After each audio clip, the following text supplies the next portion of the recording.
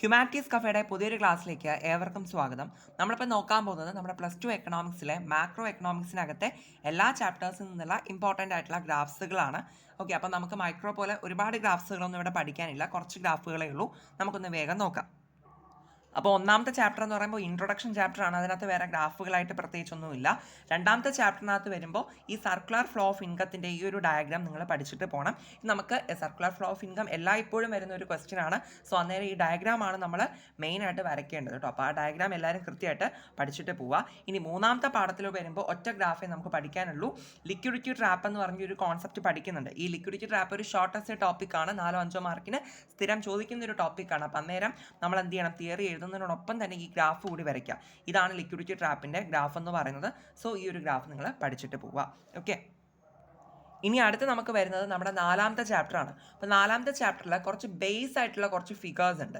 Okay, ഇത് നിങ്ങൾ ആദ്യം ജസ്റ്റ് ഒന്ന് അറിഞ്ഞിരിക്കണം. അതിന് വേണ്ടിയിട്ടാണ് ഞാൻ വരയ്ക്കുന്നത് കേട്ടോ. ഇത് നമുക്ക് ഇങ്ങനെ സെപ്പറേറ്റ് ആയിട്ട് ചോദിക്കത്തില്ല, പക്ഷെ നമുക്ക് അറിഞ്ഞിരിക്കണം. ദറ്റ് ഈസ് കൺസെപ്ഷൻ ഫംഗ്ഷൻ്റെ ഒരു ഗ്രാഫാണ് ഈ കാണുന്നത്. പിന്നെ ലീനിയർ ഇക്വേഷൻ വരുമ്പോൾ ഉള്ള ഗ്രാഫ് ഉണ്ട്. ആഗ്രേറ്റ് സപ്ലൈയുടെ ലൈൻ പറയുന്നുണ്ട്. ഇനി ഇൻവെസ്റ്റ്മെൻറ്റ് ഫംഗ്ഷൻ്റെ ഗ്രാഫ് നമ്മൾ മീൻസ് അത് നമ്മൾ നോക്കണം. പിന്നെ നമ്മുടെ AD കർവിൻ്റെ ഗ്രാഫ് നിങ്ങൾ നോക്കാം. ഇത് ഇത്രയും ജസ്റ്റ് ഒരു ബേസ് ആയിട്ട് നിങ്ങളൊന്ന് മനസ്സിലാക്കി വെക്കുക. ഭയങ്കരമായിട്ട് അങ്ങനെ അതിലോട്ട് നമ്മൾ നോക്കേണ്ട കാര്യമില്ല, ജസ്റ്റ് ഒന്ന് അറിഞ്ഞു വെക്കുക. ഇനി നിങ്ങൾ പഠിക്കേണ്ടത് മീൻസ് വരച്ച് പഠിക്കേണ്ട ഗ്രാഫ് എന്ന് പറയുന്നത് ഈ കാണുന്ന ഗ്രാഫാണ് കേട്ടോ. ഇക്വിലിബ്രിയത്തിൻ്റെ ഗ്രാഫാണിത്. അതായത് ഇവിടെ നോക്കിക്കോളൂ, നമ്മുടെ ആഗ്രിഗേറ്റ് ഡിമാൻഡ് ഈ ഇവിടെ കാണിച്ചിട്ടുണ്ട് AD, ആൻഡ് ഈ കാണുന്ന ലൈൻ എന്ന് പറയുന്നത് AS ആണ്, ആഗ്രിഗേറ്റ് സപ്ലൈ. ഓക്കെ, അപ്പോൾ ഈ ADയും ASഉം ഇൻ്റർസെക്ട് ചെയ്ത മീൻസ് കൂട്ടിമുട്ടുന്ന ഈ ഒരു പോയിന്റ് ആണ് നമ്മുടെ ഇക്വിലിബ്രിയം എന്ന് നമ്മൾ പറയുന്നത് കേട്ടോ. ഓക്കെ, അപ്പോൾ ഇക്വിലിബ്രിയത്തിൻ്റെ ഈ ഒരു ഗ്രാഫ് നമുക്ക് വരയ്ക്കാൻ ചോദിക്കാറുണ്ട്.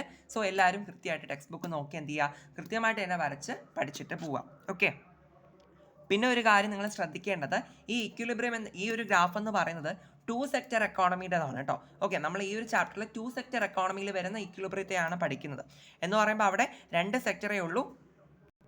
ഏതൊക്കെയാണ്? കൺസെപ്ഷനും അതുപോലെ തന്നെ ഇൻവെസ്റ്റ്മെൻറ്റും. ഓക്കെ, കൺസെപ്ഷൻ ഡിമാൻഡും ഇൻവെസ്റ്റ്മെൻറ്റ് ഡിമാൻഡും, ഈ 2 കാര്യങ്ങൾ മാത്രമുള്ള, ഈ 2 സെക്ടേഴ്സ് മാത്രമുള്ള 2 സെക്ടർ എക്കോണമിയിലെ ഇക്വിലിബ്രിയത്തിൻ്റെ ഗ്രാഫാണിത്.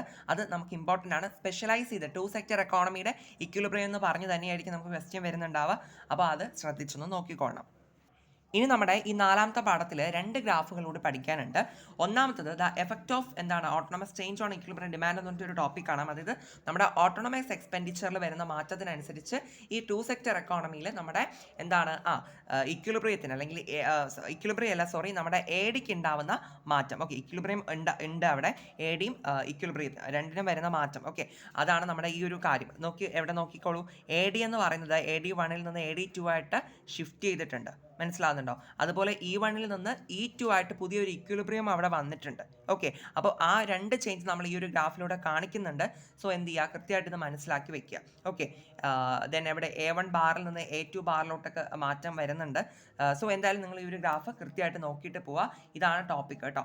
ഓട്ടോണമസ് എക്സ്പെൻഡിച്ചറിൽ വരുന്ന മാറ്റത്തിനനുസരിച്ച് നമ്മുടെ ADയിലും ഇക്വിലിബ്രിയത്തിന് ഉണ്ടാവുന്ന മാറ്റം. ഇത് 2 സെക്ടർ എക്കോണമിയുടെ കാര്യമാണ് കേട്ടോ. ഇനി നമുക്കിതാ വേറൊരു ടോപ്പിക് എന്ന് പറയുന്നത് ഈ ഒരു ടോപ്പിക്കാണ്. MBCയിൽ ഉണ്ടാവുന്ന മാറ്റത്തിനനുസരിച്ച് ഇക്വിലിബ്രിയം ഡിമാൻഡിൽ എന്ത് മാറ്റം വരുന്നു. എവിടെയും AD1 നിന്ന് AD2 സ്വിങ് ചെയ്ത് പോയിട്ടുള്ളത് കാണാം. ആൻഡ് E1 നിന്ന് E2 ആയിട്ട് പുതിയൊരു ഇക്വിലിബ്രിയം വന്നിട്ടുള്ളതും കാണാൻ പറ്റും. ഓക്കെ, അപ്പോൾ ആ 2 ചേഞ്ചസ് ആണ് നമ്മൾ ഈ ഒരു ടോപ്പിക്ക് ചോദിക്കുകയാണെന്നുണ്ടെങ്കിൽ ഈ ഒരു ക്വസ്റ്റ്യൻ വരുമ്പോൾ നമ്മൾ മാർക്ക് ചെയ്ത് ഇമ്പോർട്ടൻ്റ് ആയിട്ട് കാണിക്കേണ്ടത്. സോ ഈ 2 ഗ്രാഫുകൾ കൂടി നിങ്ങൾ നോക്കി പോവുക. അടുത്തിനി വരുന്നത് നമ്മുടെ 5ാമത്തെ ചാപ്റ്ററാണ്. 5ാമത്തെ ചാപ്റ്ററിൽ നിങ്ങൾ കൃത്യമായിട്ടൊന്ന് നോക്കേണ്ടത്, നമ്മളിപ്പോൾ ഞാൻ പറഞ്ഞല്ലോ 4ാമത്തെ ചാപ്റ്ററിൽ 2 സെക്ടർ എക്കോണമിയിലെ ഇക്വിലിബ്രിയം എങ്ങനെയാണ് വരുന്നത് നമ്മൾ കണ്ടു അല്ലേ. സോ അതുപോലെ ഇവിടെ വരുമ്പോൾ 3 സെക്ടർ എക്കോണമിയെ പറ്റിയിട്ടാണ് നമ്മൾ പഠിക്കുന്നത്. 3 സെക്ടർ എക്കോണമി എന്ന് പറയുമ്പോൾ അവിടെ കൺസെപ്ഷൻ ഉണ്ട്. ഏതൊക്കെയാണ് ഉണ്ടാവുക? കൺസെപ്ഷൻ ഉണ്ട്, അതുപോലെ തന്നെ ഇൻവെസ്റ്റ്മെൻറ്റ് ഡിമാൻഡ് ഉണ്ട്, പിന്നെ ഗവൺമെൻറ് കൂടി വരുന്നുണ്ട്. ഓക്കെ, ഈ 3ഉം കൂടി വരുന്നതാണ് 3 സെക്ടർ എക്കോണമി എന്ന് പറയുന്നത്. അപ്പോൾ ഈ ഒരു 3 സെക്ടർ എക്കോണമിയിലെ ഇക്വിലിബ്രിയം എന്ന് പറയുന്നത് ഈ ഒരു രീതിക്കായിരിക്കും. ഇത് നിങ്ങളവിടെ ഈ ഒരു ഗ്രാഫ് നിങ്ങളൊന്ന് അറിഞ്ഞു വെക്കുക കേട്ടോ. ഇവിടെ AD എന്ന് പറയുമ്പോൾ C+I+G ആയിട്ട് ഇവിടെ വരുന്നുണ്ട്. ഓക്കെ, അപ്പോൾ അതൊന്ന് നിങ്ങൾ മനസ്സിലാക്കുക. അപ്പോൾ നമ്മുടെ ടെക്സ്റ്റ് ബുക്കിലാണെങ്കിൽ ഇത്തരത്തിൽ പറയുന്നുണ്ട്, അതായത് lump sum equilibrium under lump sum tax എന്ന് പറഞ്ഞിട്ടൊരു ടോപ്പിക്ക് വരുന്നുണ്ട് കേട്ടോ. ഓക്കെ, അപ്പോൾ അവിടെയാണ് നമ്മുടെ ഇക്വിലിബ്രിയത്തിൻ്റെ ഗ്രാഫ് പറഞ്ഞിട്ടുള്ളത്.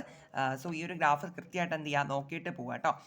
ഇക്വിലിബ്രിയം നമ്മൾ അവിടെയും ഇമ്പോർട്ടൻ്റ് എന്ന് പറഞ്ഞാൽ ഇത് പക്ഷേ 3 സെക്ടർ എക്കോണമിയാണ്. അത് ആ ഒരു ഡിഫറൻസേ വരുന്നുള്ളൂ. ഓക്കെ, ദെൻ അടുത്ത ചേഞ്ചസ് ഇൻ ഗവൺമെൻറ് എക്സ്പെൻഡിച്ചർ, അതായത് ഗവൺമെൻറ് എക്സ്പെൻഡിച്ചർ മാറുമ്പോൾ ഈ ഒരു എ ഡിക്ക് എന്ത് മാറ്റം വരുന്നു എന്നുള്ളത് നമുക്ക് ഒരു ടോപ്പിക്ക് പറയുന്നുണ്ട്, അത് നിങ്ങളൊന്ന് നോക്കുക.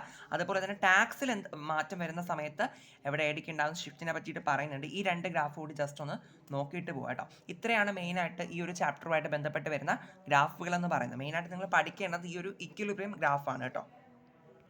ഇനി നമ്മുടെ 6ാമത്തെ ചാപ്റ്റർ വരുമ്പോൾ അവിടെ 2 ഗ്രാഫുകളാണ് പ്രധാനമായിട്ട് നോക്കേണ്ടത്. ഒന്ന് ഫ്ലെക്സിബിൾ എക്സ്ചേഞ്ച് റേറ്റ് എന്ന് പറഞ്ഞിട്ടൊരു കോൺസെപ്റ്റ് നമ്മൾ പഠിക്കുന്നുണ്ട്. അവിടെ നമുക്ക് ഫ്ലെക്സിബിൾ എക്സ്ചേഞ്ച് റേറ്റുമായിട്ട് ബന്ധപ്പെട്ട ഗ്രാഫാണ് ഈ കാണുന്നത് കേട്ടോ, ഈ ഫസ്റ്റ് ഗ്രാഫ്. ഇത് നിങ്ങളൊന്ന് വരയ്ക്കാൻ അറിഞ്ഞിട്ട് പോവുക. ഇത് നമുക്ക് ഈ ഒരു ഫ്ലെക്സിബിൾ എക്സ്ചേഞ്ച് റേറ്റിനെ പറ്റി നമുക്ക് എഴുതാൻ ചോദിക്കാറുണ്ട്. അപ്പം അന്നേരം ഒരു 4-5 മാർക്കിനൊക്കെ ചോദിക്കുകയാണെന്നുണ്ടെങ്കിൽ ഗ്രാഫ് കൂടി വരയ്ക്കുകയാണെങ്കിൽ നല്ലതായിരിക്കും കേട്ടോ. ദെൻ ഇത് അതിൽ തന്നെ ഉണ്ടാകുന്നൊരു ഷിഫ്റ്റാണ്, അത് നിങ്ങൾ നോക്കണമെന്നില്ല, ഞാൻ ജസ്റ്റ് ഒന്ന് കാണിച്ചെന്നേ ഉള്ളൂ കേട്ടോ. അല്ലാണ്ട് ഇത് മാത്രം നിങ്ങൾ നോക്കിയിട്ട് പോയാൽ മതി. ഫ്ലെക്സിബിൾ എക്സ്ചേഞ്ച് റേറ്റ് സിസ്റ്റമായിട്ട് ബന്ധപ്പെട്ട ഈ ഒരു ഫസ്റ്റ് ഗ്രാഫ് മാത്രം നിങ്ങൾ നോക്കിയാൽ മതി. 2ാമത്തെ ഗ്രാഫ് എന്ന് പറയുന്നത് ഫിക്സ്ഡ് എക്സ്ചേഞ്ച് റേറ്റ് സിസ്റ്റമായിട്ട് ബന്ധപ്പെട്ട് വരുന്ന ഗ്രാഫാണ്. ഇത് അത്യാവശ്യം ഇമ്പോർട്ടൻ്റ് ആണ്. നമുക്ക് ഈ എക്സ്ചേഞ്ച് റേറ്റുകളെ പറ്റിയിട്ടൊക്കെ ക്വസ്റ്റ്യൻസ് വരാറുണ്ട്. ഓക്കെ, അപ്പോൾ അന്നേരം നമുക്ക് ഈ ഗ്രാഫുകളൂടി വരയ്ക്കുകയാണെന്നുണ്ടെങ്കിൽ ഇപ്പോൾ ഒരു 5 മാർക്ക് ഷോർട്ടസ്റ്റ് ആയിട്ടൊക്കെ വരുമ്പോൾ അങ്ങനെ അത് ഈ ഗ്രാഫിലൂടെ അറിഞ്ഞിരിക്കുന്നത് നല്ലതാണല്ലോ. സോ അതുകൊണ്ട് തന്നെ ഈ ഒരു ഗ്രാഫ് കൂടി നിങ്ങൾ പഠിക്കാം. ഓക്കെ, ഇത് രണ്ടുമാണ് കേട്ടോ മെയിനായിട്ട്. ഫ്ലെക്സിബിളിൻ്റെതാണെങ്കിൽ ഇത്, ഫിക്സ്ഡ് ആണെന്നുണ്ടെങ്കിൽ ഈ ഒരു ഗ്രാഫ്. ഓക്കെ, അപ്പോൾ ഇതോടുകൂടി നമ്മുടെ മാക്രോയിലെ എല്ലാ ഗ്രാഫുകളും നമ്മളവിടെ പറഞ്ഞു കഴിഞ്ഞിട്ടുണ്ട്. സോ ഇനി നിങ്ങൾ കൃത്യമായിട്ട് ടെക്സ്റ്റ് ബുക്ക് നോക്കി കൃത്യമായിട്ട് എന്ത് ചെയ്യുക, ഗ്രാഫുകൾ വരച്ച് തന്നെ പഠിക്കുക കേട്ടോ. സ്കെയിലും പെൻസിലൊക്കെ വെച്ചിട്ടൊന്ന് വരച്ച് തന്നെ കൃത്യമായിട്ട് പഠിക്കുക. അപ്പോൾ അങ്ങനെയെങ്കിൽ മാത്രമേ നമുക്ക് തറവായിട്ട് നമുക്ക് അടുത്ത എക്സാമിന് വരയ്ക്കാൻ പറ്റുള്ളൂ. ഓക്കെ.